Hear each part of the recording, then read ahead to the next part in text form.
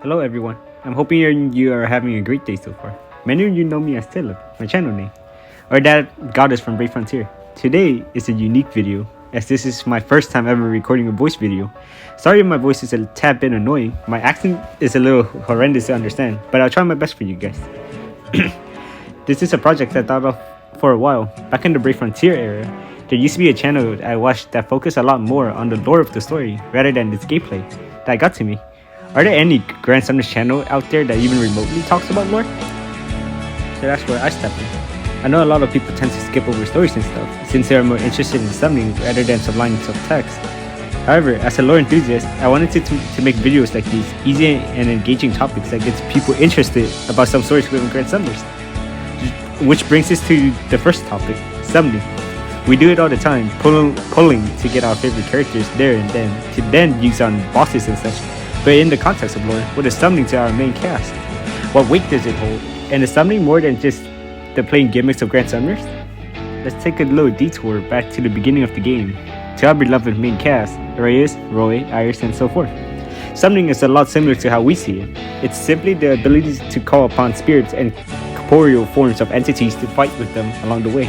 Summoning magics can be learned by anyone, and is innate within everyone also.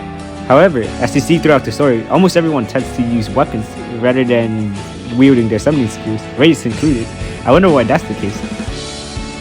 Anywho, we can see this ability work in various forms, like our protagonist, Reyes, who summoned the 3 starter heroes to fight by his side in the tutorial of Grand Summoners, if you ever played it. Or summoning Yomi, a fallen spirit, and a character to fight against Sakura Mirror in an event quest, if you ever played it also. This ability must be a blessed ability, right? Or so you think. However, that's not the case. Throughout the first act of Grand Summoner's main story, Chapter 1 to Chapter 5, we have always felt something off about this power. How can we summon powerful entities without any effects? Well, the truth is that summoning does come with a side effect. In Chapter 5, we were revealed the shocking truth behind summoning. For the demon force to activate the powers within number 2, who were clones of Iris' power, summoning was needed. The essence of summoning was also what's needed to enact the revival of one of the great demon general, Og, and soon to be Martensek. Since Reyes was gifted a greater control over summoning, he wielded more energy to hasten the revival of Og, leading to the battle we will see in Chapter 5.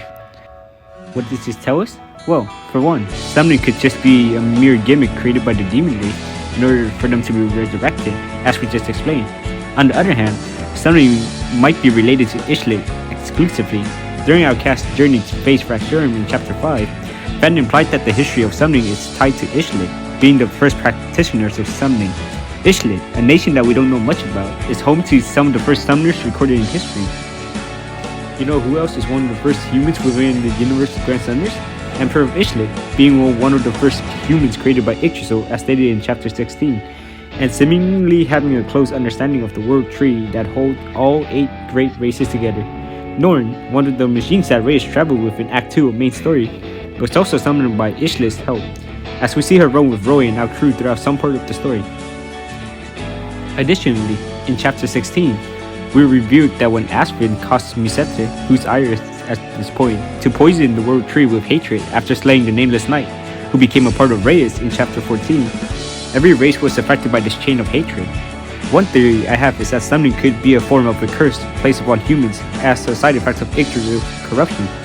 This would explain the negative consequences it had regarding unsealing demons, and would also explain the reason why Reyes has a better affinity of summoning than everyone else, being that he's an Ishlitian. But what do you guys think about this? What is summoning anyways? Is summoning necessarily a bad evil, or can it be used for good? And why did our protagonist seemingly give up on summoning, and just focusing on swordplay later on throughout the story? Let me know what you guys think about this, and I'll see you next time, where we uncover the history and truth about Grenadia's deepest secret, Magia Drive.